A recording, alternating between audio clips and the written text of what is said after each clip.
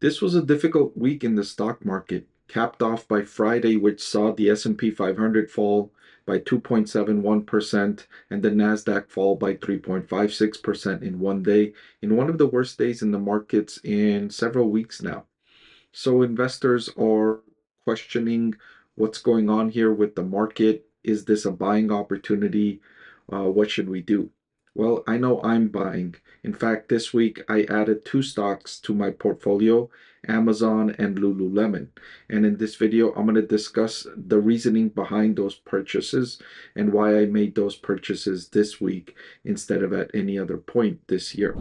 I want to thank The Motley Fool for sponsoring this video. Visit fool.com/parkev for the 10 best stocks to buy now. So one of the reasons I've liked Amazon and Lululemon stock is the company's excellent revenue growth over a previous decade. And I've talked about that a lot this year.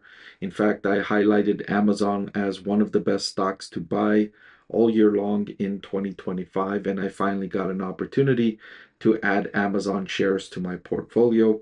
I've been able to add a lot of companies. Well, a lot for me. I'm not a very active trader, but this year, more so than in 2024, I've been able to add really attractive stocks at really attractive valuations.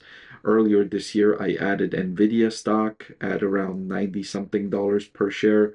I then was able to add Uber stock at around $70 a share. I also added the Trade Desk and Pinterest to my portfolio this year at what I felt were attractive valuations. And now I added Amazon and Lululemon at what I feel are very attractive valuations. Amazon and Lululemon are at the epicenter of the trade war between the United States and its trading partners. And Amazon, especially a lot of the products that are selling on Amazon's platform are sourced from China. But the good news is that the company has such a diversified business that it can offset some of those impacts. Here's what I mean by that. First of all, Amazon has international sales. So a lot of the products that are sourced in China can be sold in countries not named the United States. And in that way, those manufacturers or those businesses that are selling on Amazon's platform can redirect those sales to outside the United States.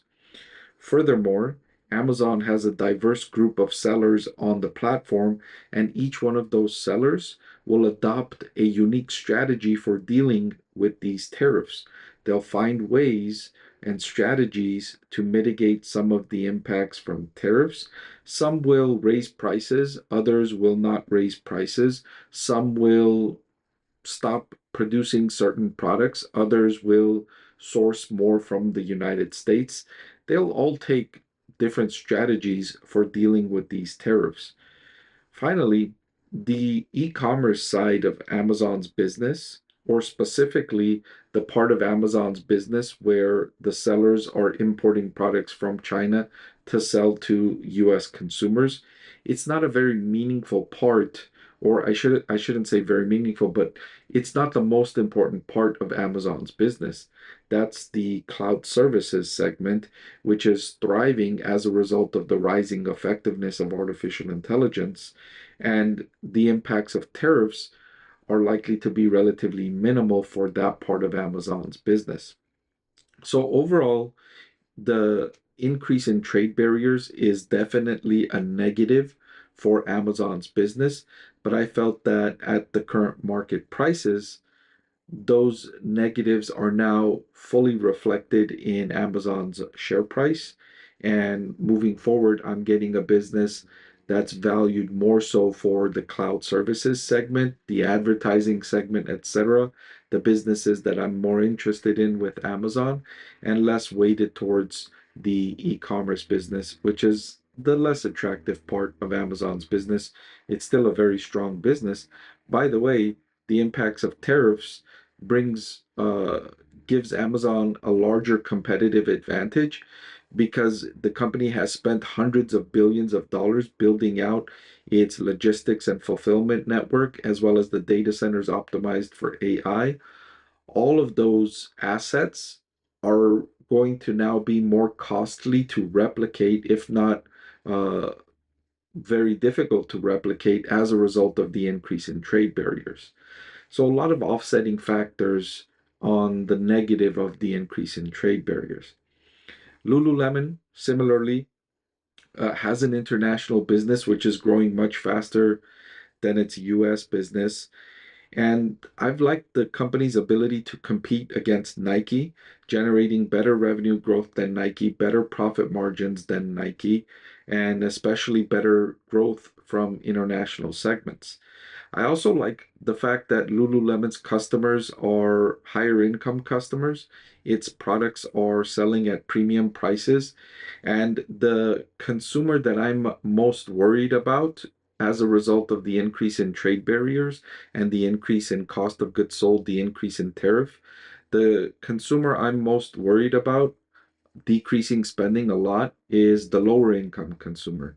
They're going to get hit with the impacts of tariffs more so than any part of the segment because a larger percentage of their purchases are impacted by tariffs, whereas the higher income consumer, their budget as a percentage, it's less impacted by the impacts of tariffs.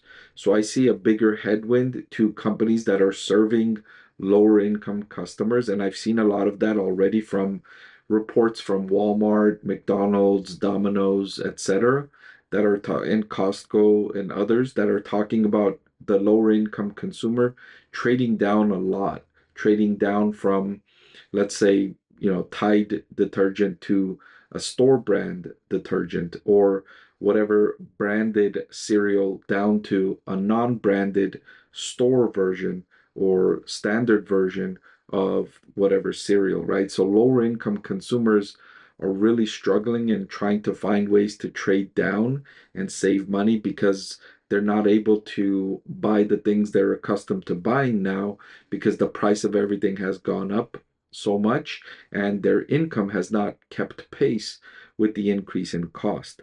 So I'm concerned about the lower income consumer. And so Lululemon is addressing a higher income consumer, one that will be impacted to be sure, but not as much as the lower income consumer in the near term. So, in addition to the strong revenue growth rates of these two companies, they've also managed to do a great job with profitability. Lululemon's return on invested capital is excellent at 35.4% in the most recent update.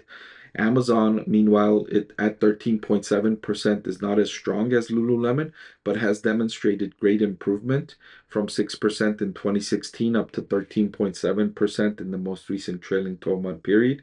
And it continues to improve as the company's web services segment grows faster than other parts of the business. And the web services segment is a much more profitable segment of the business overall.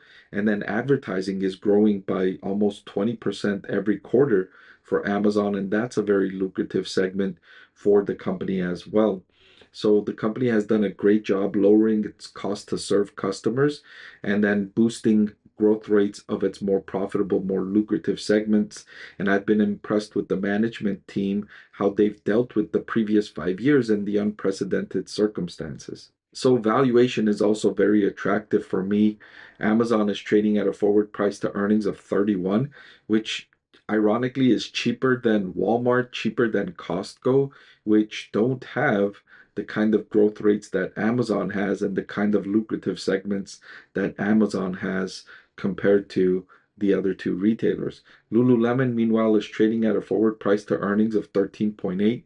This stock is near the cheapest it's traded for according to this valuation going back several years. I don't think you've been able to buy Lululemon stock at this cheap of a valuation ever. I don't know if this stock has traded for this cheap of a valuation. Of course, the risks are higher than they've ever been for both Amazon. Well, I shouldn't say higher than ever, but the risks are much higher than usual for Amazon and Lululemon.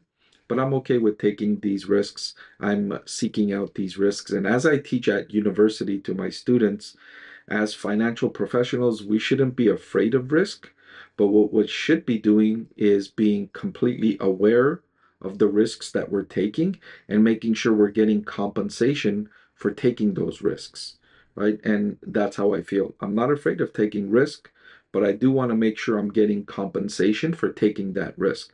So if I'm taking an above average risk, I want to be able to have an above average upside, which I do feel I have with Amazon and Lululemon. So these stock also looked cheap when I used my proprietary DCF valuations.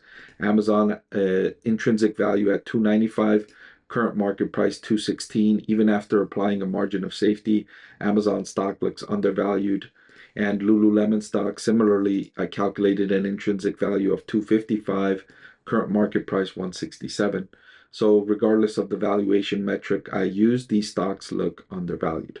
So these are some of the reasons why I added, and I'm really happy adding these two undervalued growth stocks to my portfolio.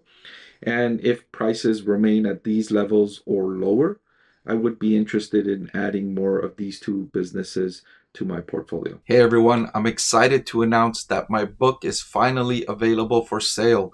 I've been working on it for more than a year now, so I'm really excited to finally share this with you now.